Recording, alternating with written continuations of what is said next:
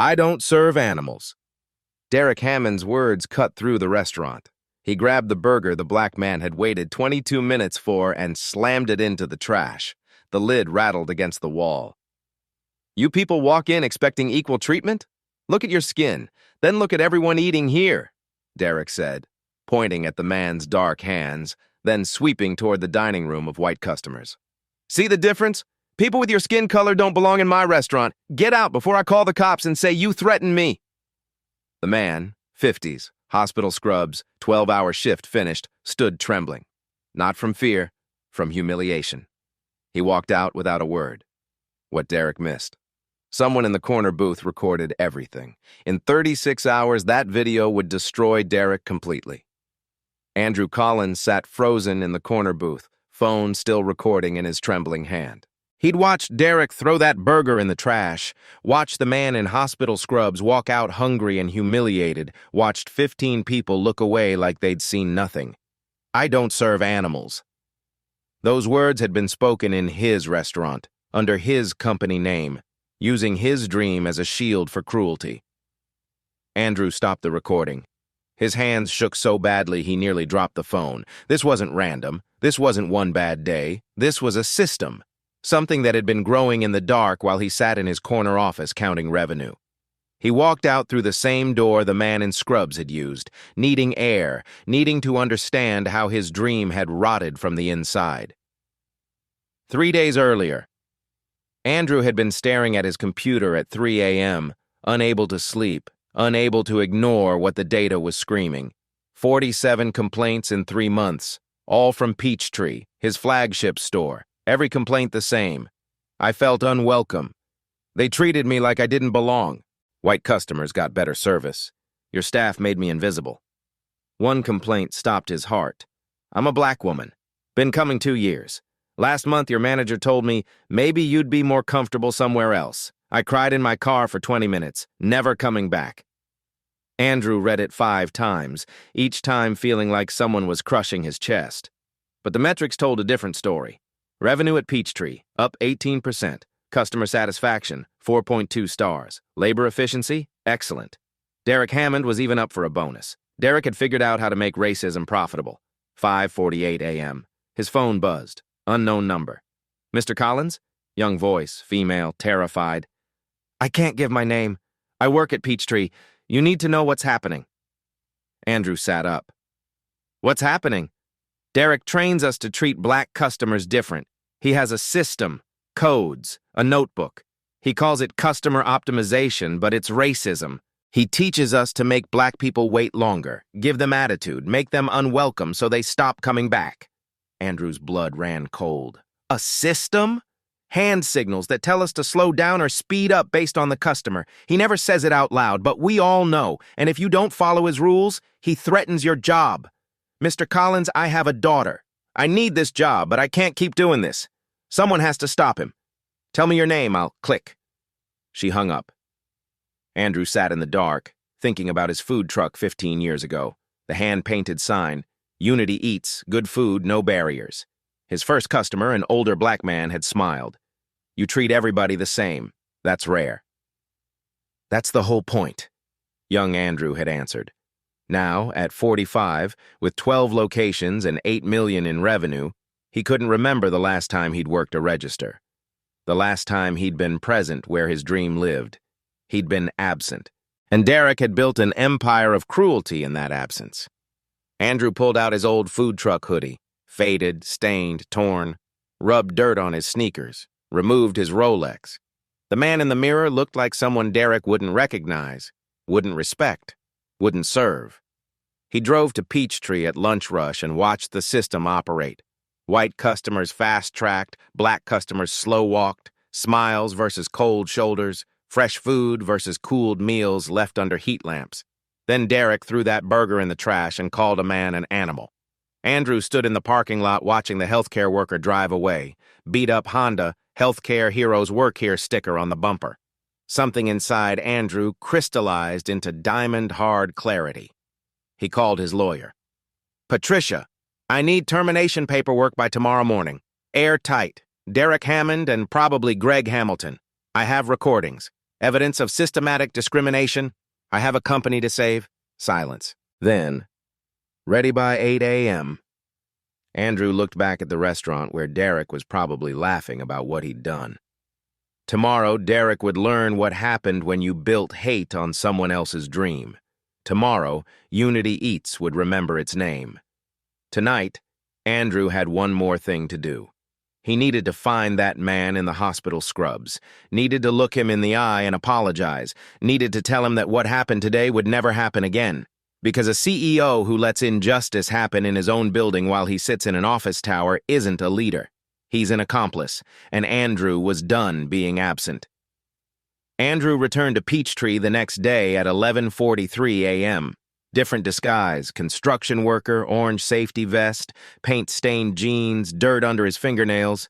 He'd rubbed drywall dust into his clothes at a hardware store. Same corner booth, ordered nothing, just watched. Derek was already working the floor with the confidence of someone who believed he was untouchable. Andrew pulled out his phone, angled it like he was scrolling social media. The camera recorded everything. 11:58 a.m. Lunch crowd started. A young black woman, maybe 25, stepped up to register 3. Business casual, office worker on lunch break. "Can I get the bacon cheeseburger meal?" Derek appeared behind the teenage cashier like a shadow. Tapped the counter twice. The cashier, Terrell, his name tag read, tensed. His fingers, flying across the screen seconds ago, suddenly slowed to a crawl. "That'll be just a moment while the system loads," Terrell said, though the screen had already processed everything. He was stalling, following Derek's signal. Behind her, a white man in a suit stepped up to register 2. "Bacon cheeseburger meal Coke." The cashier there entered it instantly. 10 seconds, done. Andrew checked his watch. White man ordered 12:03. Black woman 12:01. At 12:08, the white man walked away with steaming food. At 12:19, 18 minutes later, the black woman was still waiting, shifting weight, checking her phone, clearly worried about getting back to work. When her food came, she opened the bag. Her face fell. Room temperature burger. Stale bun. She'd ordered no onions, it was covered in onions. She looked at Derek, who watched with arms crossed and a slight smirk. She didn't complain, just left with the cold, wrong food. Andrew's jaw clenched. At 12:34, Derek pulled out a small black notebook from under the register. Andrew zoomed his camera. Derek was writing, 12:01, order hash 52, S, 15 minutes hold. 12:03, order hash 48, P standard. 12:15, order hash 61, S, cold station, S and P, standard and priority. Derek flipped back through pages. The notebook was full, months of entries. This wasn't new. This was refined, systematic, documented. Derek tucked it back and walked to the kitchen, said something to the cooks. One shook his head, looking uncomfortable. At 12:41, a new employee arrived. 16, first day. Name tag, Marcus. Derek pulled him aside near the drink station. Their voices carried clearly to Andrew's booth.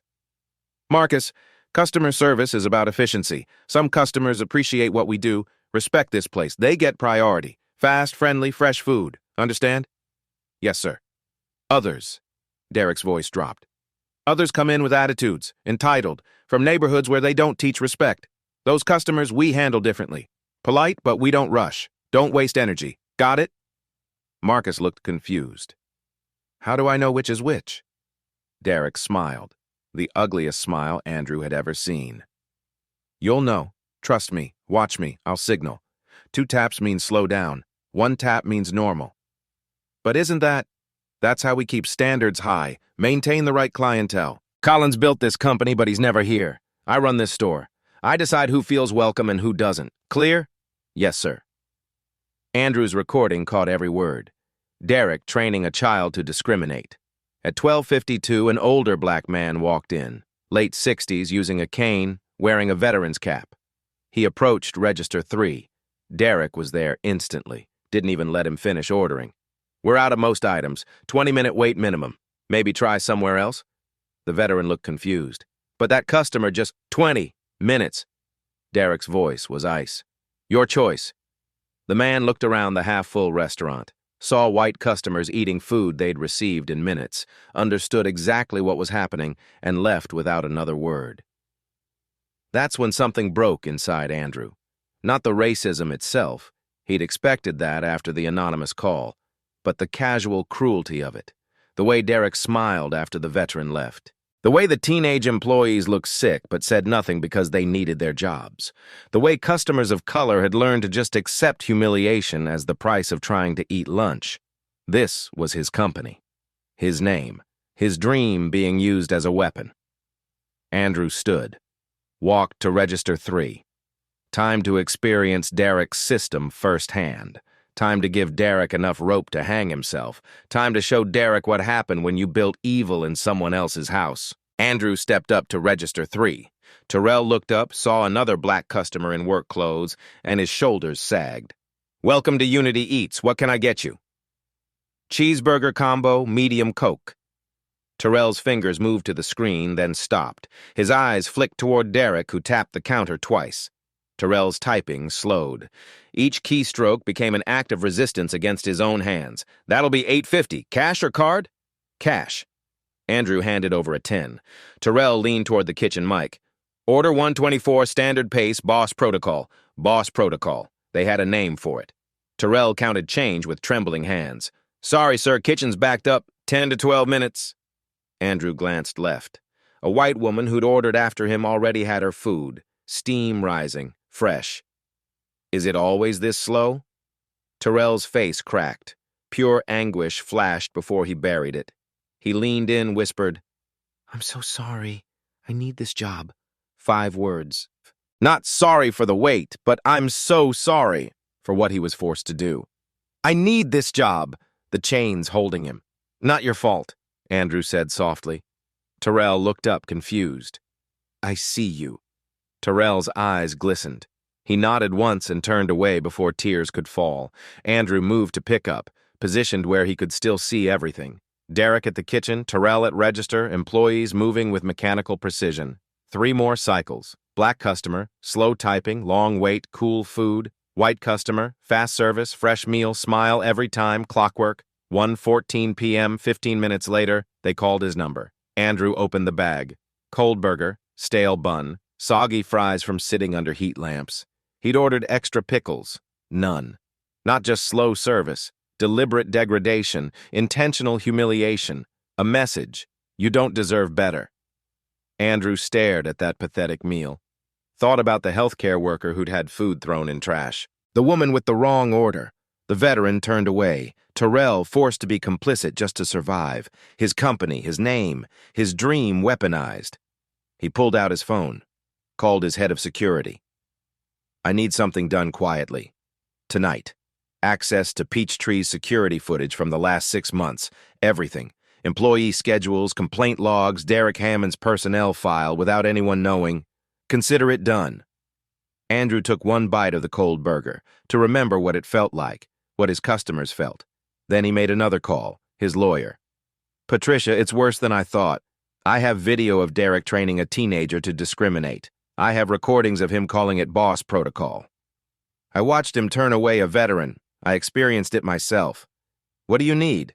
"Emergency meeting protocols. I'm calling every Peachtree employee in tomorrow morning. 6 a.m., before opening. I need termination paperwork for Derek Hammond Ironclad. And I need employee protection agreements. Anyone who testifies gets guaranteed job security plus financial protection." "Andrew, if you're doing this publicly, I'm doing it in front of everyone. They need to see that speaking up works, that the system protects them, not the abusers."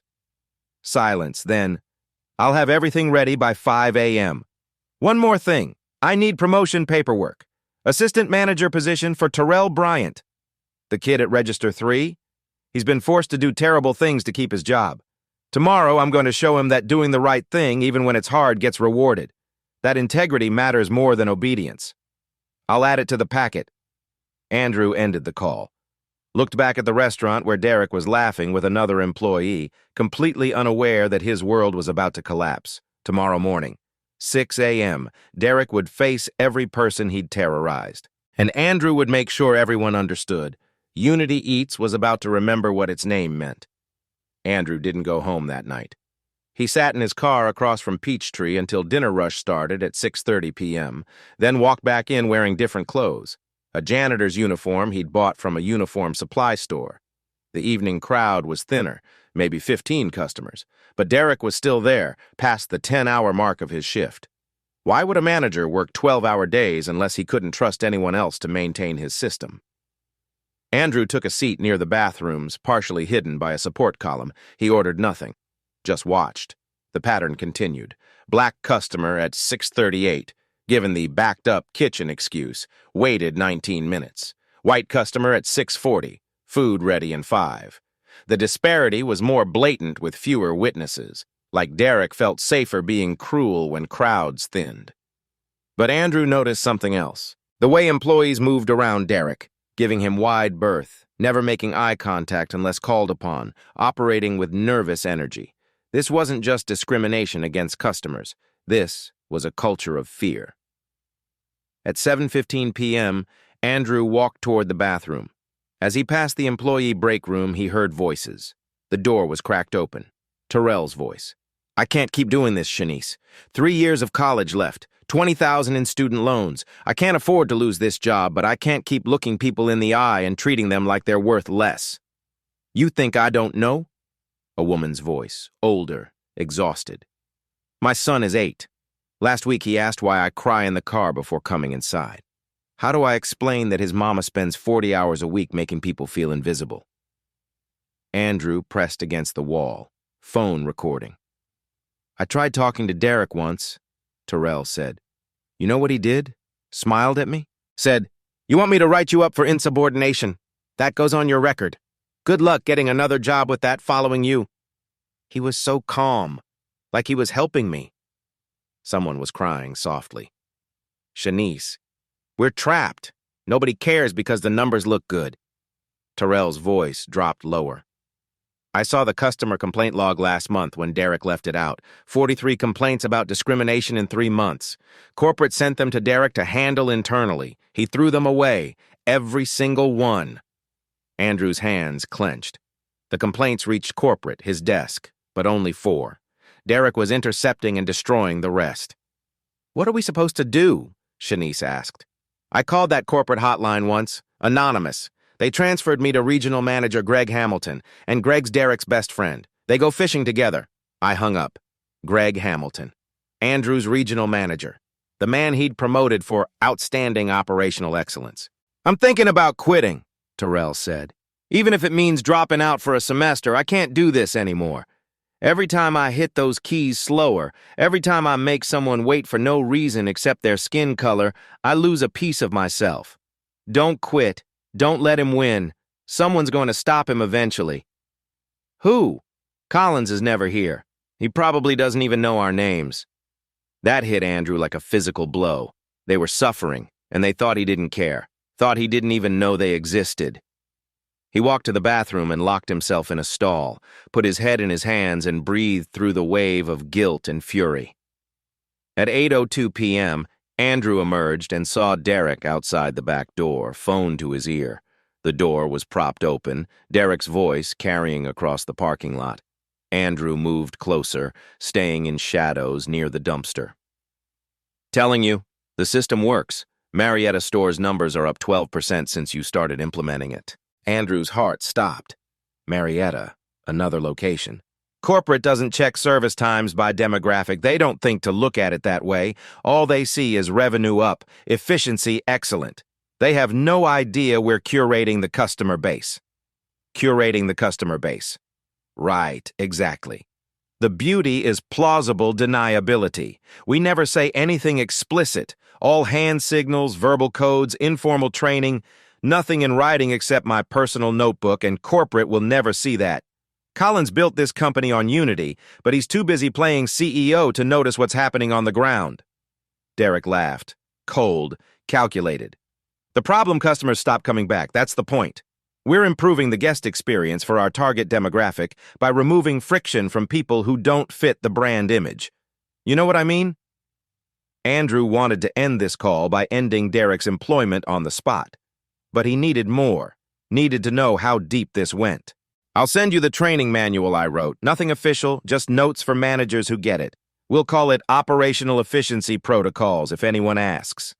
Pause. Yeah, Greg's rolling it out to all 4 of his stores by end of quarter. Decatur starts next week. Greg Hamilton. 4 stores. Coordinated conspiracy. Listen, I gotta go. Kitchen's closing soon, but trust me, do it right, nobody ever knows. And the results speak for themselves. Collins will probably give us both bonuses. Derek laughed and ended the call. Andrew stood in darkness, phone recording everything, feeling something crystallize inside him. This wasn't just Derek. This was Greg. This was other managers. This was cancer metastasizing while he wasn't looking. At 10:52 p.m., store lights went off. Employees trickled out, Terrell and Shanice together, both looking like they'd aged 5 years. Then Derek emerged, locked up, walked to his truck. Andrew waited 30 seconds, then followed. Derek drove 4 miles to a 24-hour diner called Miller's. Andrew parked 3 rows back. At 11:08 p.m., another vehicle pulled up. A silver Lexus with personalized plate. Greg Hamilton. Andrew grabbed his phone, got out, walked into the diner, grabbed a newspaper, slid into a booth with clear view of Derek and Greg in the back corner. Andrew held the newspaper up, phone propped against the sugar caddy, recording. Derek slid something across the table, the black notebook. Greg picked it up, flipped through. Beautiful work. 18 months of documentation. Customer cycle time down 8%. Complaint rate from target demographics down 15%. You've weaponized efficiency. Exactly, Derek said, pride in his voice. And Collins doesn't have a clue. As long as we keep revenue climbing, he stays in his ivory tower. We need to scale this.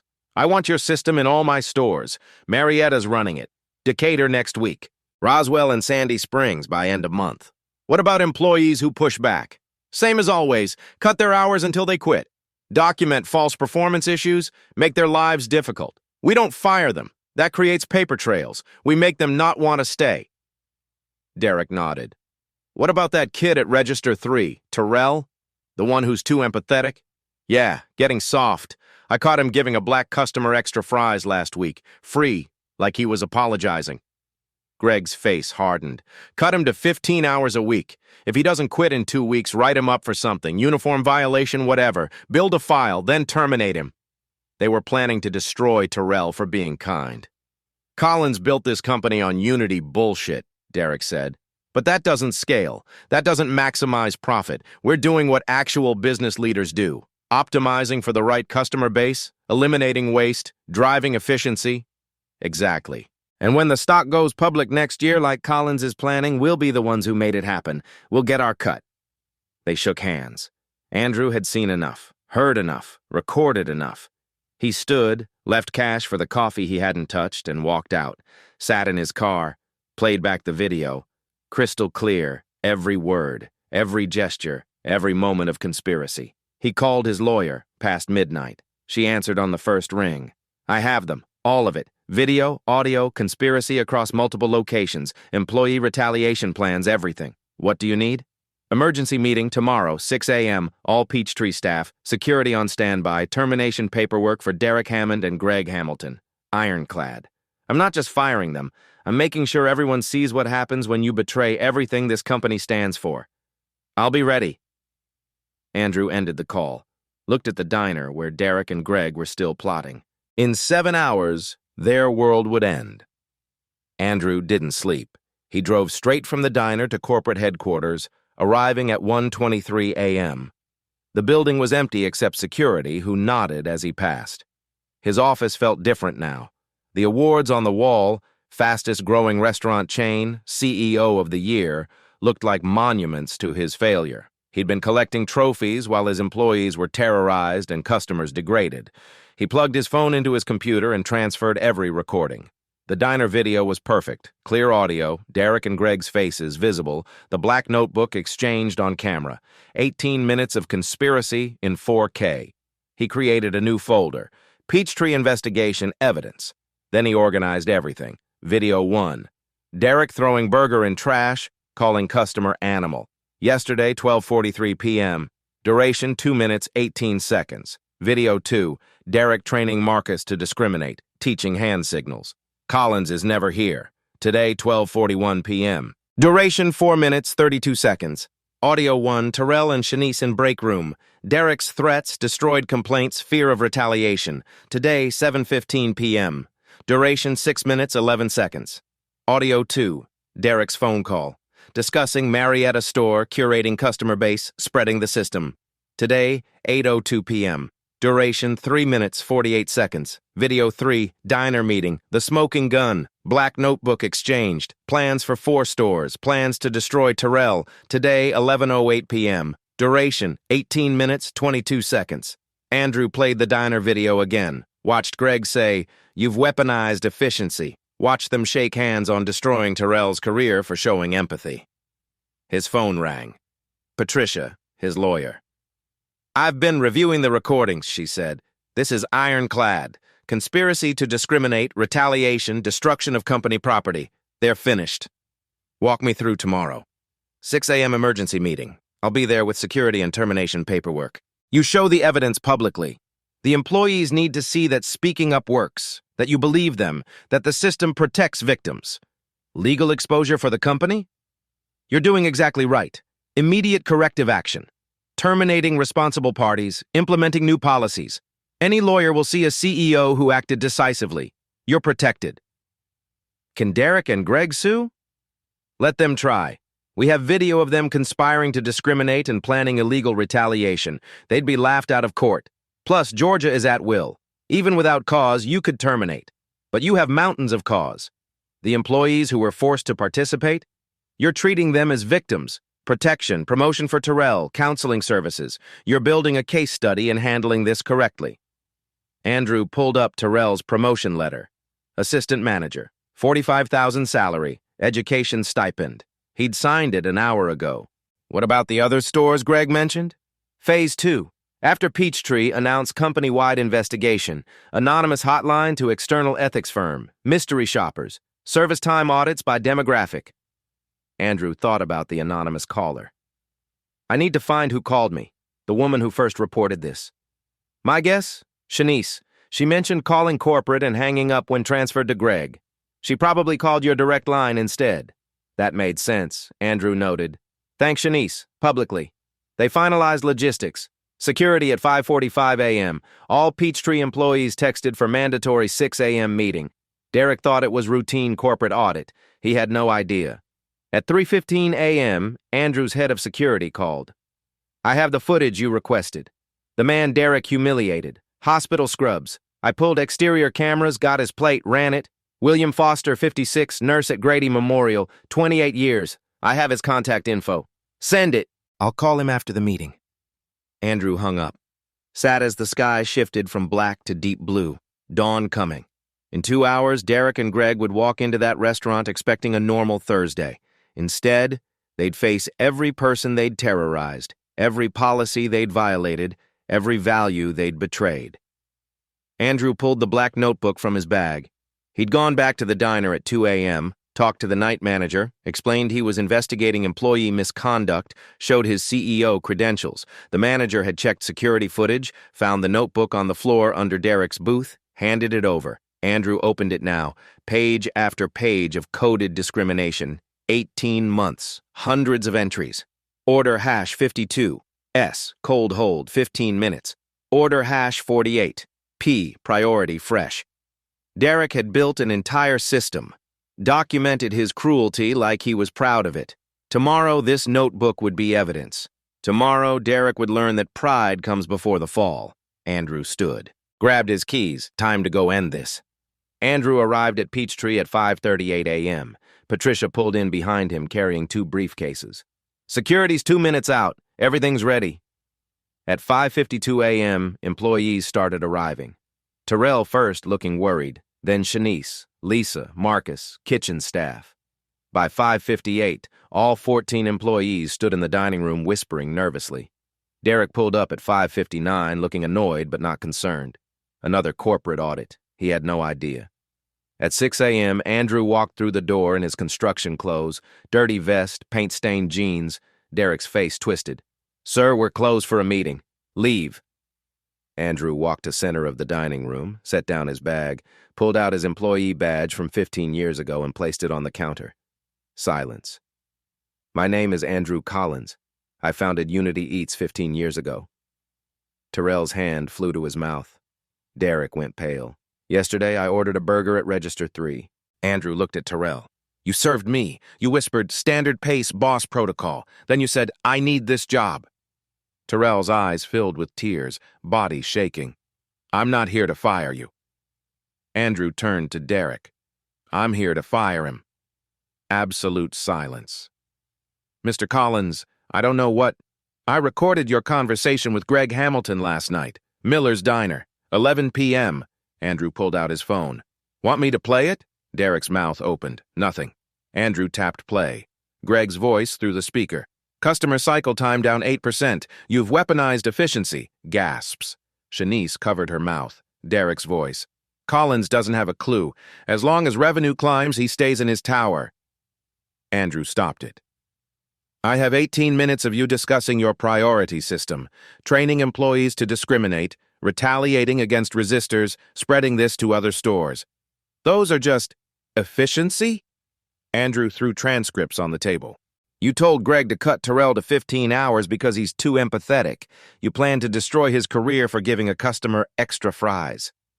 Terrell made a sound like he'd been punched. Andrew played another video. Derek's voice. I don't serve animals. The burger hitting trash. People like you don't belong. Multiple gasps. Marcus looked sick. That man was William Foster, 56, nurse at Grady Memorial, 28 years. Just finished saving lives. You threw his food in trash and called him an animal. You're going to believe I'm that guy. Andrew's voice cut sharp. I was there, disguised. I watched you humiliate him. Yesterday I watched you do it to others. Watched you train a 16-year-old to discriminate. Heard you tell him I'm never here. He stepped closer. I heard Terrell and Shanice crying in the break room because you forced them to betray their values to keep their jobs. I heard you destroy 43 customer complaints instead of forwarding them. Derek looked around. Every employee avoided his eyes. You can't prove. You called a customer an animal. You told a teenager certain customers don't teach respect in their neighborhoods. You have a notebook. Andrew held it up. Coding black customers S and white customers P. 18 months of documented discrimination. Derek stared at the notebook. You told Greg you're curating the customer base, making problem customers stop coming. That's racism. In my restaurant, with my company's name, corrupting my employees, destroying my dream. Andrew pulled out the termination letter. Derek Hammond, you're fired. Gross misconduct, conspiracy to discriminate, hostile work environment, destruction of company property, securities outside, 10 minutes to clear your locker. You can't. I have rights. You're at will. You violated federal law and company policy. My lawyer documented everything. You're done. Patricia stepped forward with security guards. This company would be nothing without managers who understand business. Get out of my restaurant. Security moved toward Derek. He grabbed his jacket, looked around for sympathy, found none. You'll regret this. No.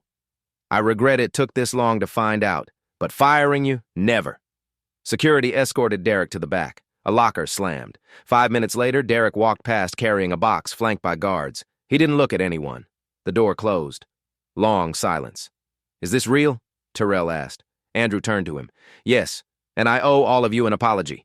He pulled up a chair, sat at their level, not above them. Made eye contact with each person.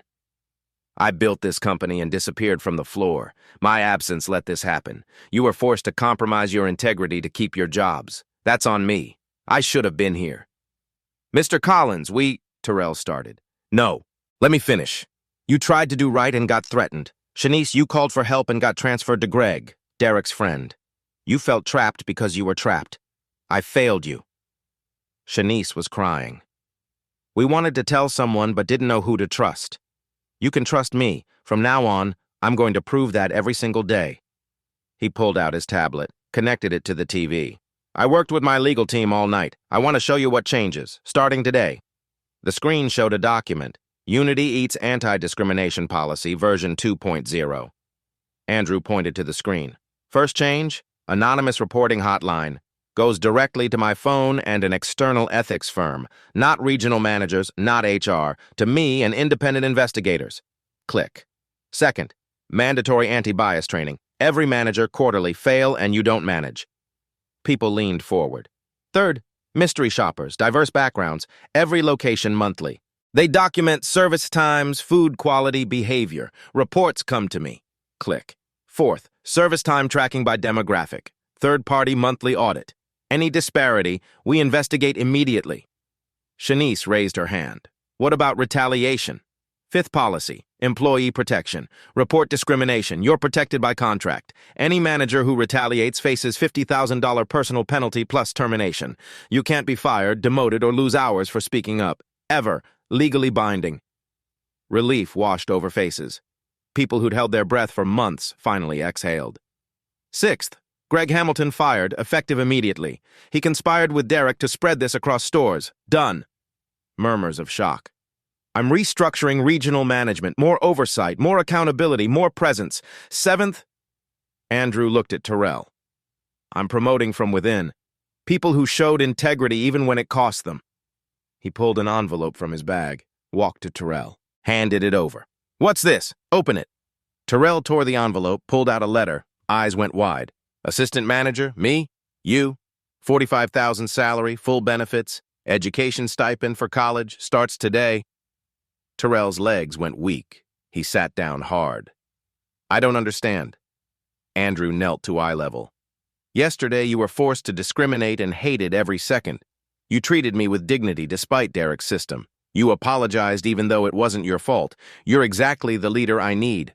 What if I'm not ready? I wasn't ready either, but I cared. That's enough to begin with. Andrew stood, addressed everyone. Terrell knows what discrimination looks like from inside. He's lived it. That makes him perfect to help me ensure it never happens again. What do I say? Say yes. Help me fix this. Yes. Whisper. Yes. Andrew handed him a new name tag. Terrell Bryant, assistant manager. Terrell held it like gold. Andrew picked up the black notebook, walked to the trash can. This documented 18 months of cruelty, systematic dehumanization. Everything Unity Eats was built to fight. He looked at Terrell. Want to do the honors? Terrell stood, walked over, took the notebook with both hands. He stared at it. This made me feel like I was betraying people who looked like me every day. I'd go home and couldn't look at myself. You were a victim, Andrew said. Not a traitor. Never forget that. Terrell held it over the trash. For everyone who felt invisible here, for William Foster and every customer Derek humiliated, for every person who walked out hungry because someone decided they didn't deserve to eat. He dropped it. The notebook hit bottom with a satisfying thud. Shanice started clapping, then Lisa, then everyone. Cathartic, desperate, grateful applause from people who'd been trapped and were finally free. Terrell stood straight, head high for the first time since Andrew met him. Weight lifted, chains broken. Andrew raised his hands. Applause died. One more thing. New rule. I visit every store unannounced, once a month minimum, forever. No more office. I'm walking floors, working registers, talking to customers, seeing what you see. He handed out printed policies. Read these. My cell number's on the last page. Real cell. Text me. Call me. I'll answer. Marcus raised his hand. What about the other stores Derek mentioned? Already investigating. Anonymous reports from Marietta, Decatur, Roswell. If there's rot anywhere, I'll cut it out. Promise. Andrew checked his watch. 7:18 a.m. We open in 42 minutes. I'm staying for lunch rush. I want to see Unity Eats done right. You're not Derek's victims anymore. You're my partners ensuring this never happens again. Questions? Silence. Not scared silence. Hopeful silence. Like people underwater who'd finally broken surface. Can I ask something? Shanice said. Anything. Why come yourself? You could have sent corporate, fired him quietly. Why risk going undercover? Andrew thought. Because spreadsheet numbers don't tell what's really happening. Revenue can climb while people are destroyed. I needed to see it, feel it, experience what my customers experienced, and understand how badly I'd failed by not being present. He looked around. I built this on a promise that everyone deserves dignity. Somewhere I forgot promises don't keep themselves. They require presence, vigilance, willingness to walk the floor and see truth even when it's ugly. Terrell spoke, voice stronger. You could have just fired Derek. Why all this? Policies, hotline, mystery shoppers? Because firing Derek isn't enough. Systems create Dereks. If I don't change the system, someone else steps into his shoes and does the same thing. Real change isn't punishing bad people. It's building systems that make it impossible for bad people to thrive. Andrew picked up his bag. Now let's show this neighborhood what Unity Eats really stands for. Terrell, you're running point. I'll work register 2. Let's do this right. For the first time in months, the Peachtree team smiled. Real smiles. The kind that reach your eyes. 3 weeks later, the Peachtree Unity Eats at 12:28 p.m. on a Tuesday felt different. The energy had changed. Lighter, warmer, like someone had opened windows in a room sealed shut too long. Andrew sat in his corner booth working through reports, mostly watching. Watching Terrell manage lunch rush like he'd been doing it for years instead of weeks. Watching staff move with confidence instead of fear. Watching customers, diverse customers, get the same fast, friendly service regardless of who they were. A black woman in her 60s approached the counter. Andrew recognized her from the complaints file. She'd written about crying in her car after Derek told her to go somewhere else. She was back. Terrell greeted her with a genuine smile. "Welcome to Unity Eats. What can I get you?" She ordered the bacon cheeseburger meal. Terrell's fingers flew across the screen. No hesitation, no looking over his shoulder for signals. 4 minutes, ma'am. Thank you, baby. While waiting, her eyes landed on the new poster by the register. The Unity Pledge. We see every customer. We serve every customer with dignity. We treat every customer the same. No exceptions. Unity. That's new, she said. Yes, ma'am. It's how we do things now. How we should have always done things. 4 minutes later, Terrell called her number. She opened the bag, fresh burger, steam rising, extra napkins. She took a bite right there. Her face lit up. Now that's what I'm talking about. She looked at Terrell. I stopped coming 6 months ago. My friend said something changed. She was right. Thank you. Thank you for giving us another chance. Andrew watched and felt something settle in his chest. That moment, dignity restored, made everything worth it. At 2 p.m., Terrell joined Andrew during his break with 2 drinks. You don't have to sit with me. Breaks are for actual breaks. I know, but I wanted to talk. Terrell slid into the seat. I almost quit the day before you came undercover. Andrew set down his pen. What stopped you? My mom. She said, baby, sometimes you gotta outlast the evil to see the good. I didn't believe her, but she was right. Terrell sipped his drink. She wants to meet you. Says any man who'd go undercover to protect his employees is worth knowing. I'd like that. Comfortable silence. Then Terrell said, I'm glad you came back. To the floor. That's where the truth lives. Took me 15 years to remember. Andrew looked around. Diverse crowd, genuine smiles, everything finally feeling right. What happens if they come back? Not Derek, but someone like him. Someone who tries to start this again. Terrell thought. That's why I'm here. Why these policies exist. Why you visit monthly. You can't be everywhere, but I can be here. Shanice can be here. Lisa, Marcus, we know what it looks like when things go wrong. We're the guardrails. That's a lot of responsibility. I can handle it. No hesitation, just quiet confidence. Good. Next month, I'm taking you to Marietta. We got anonymous tips. I want your eyes on it. Terrell straightened. Seriously? You know what to look for better than anyone. We're going in together. Undercover. Like a team? Exactly like a team. At 3 p.m., Andrew's phone buzzed. 7 messages through the anonymous hotline. Marietta manager does the same thing Derek did. Help. Decatur store told me to prioritize certain customers first day. A Roswell manager threatened me when I treated everyone equal. You believe Terrell. Will you believe me? Andrew showed Terrell. 7 stores, Terrell said quietly. 7 people brave enough to speak up because they saw it works. Andrew replied to each. Tell me everything. You're protected. We're coming. He looked at Terrell. Clear your schedule next week. We're going undercover at Marietta. Time to clean house. Terrell nodded, something fierce in his eyes. Let's do it. Andrew glanced out the window, saw William Foster, the nurse Derek had humiliated, pulling in.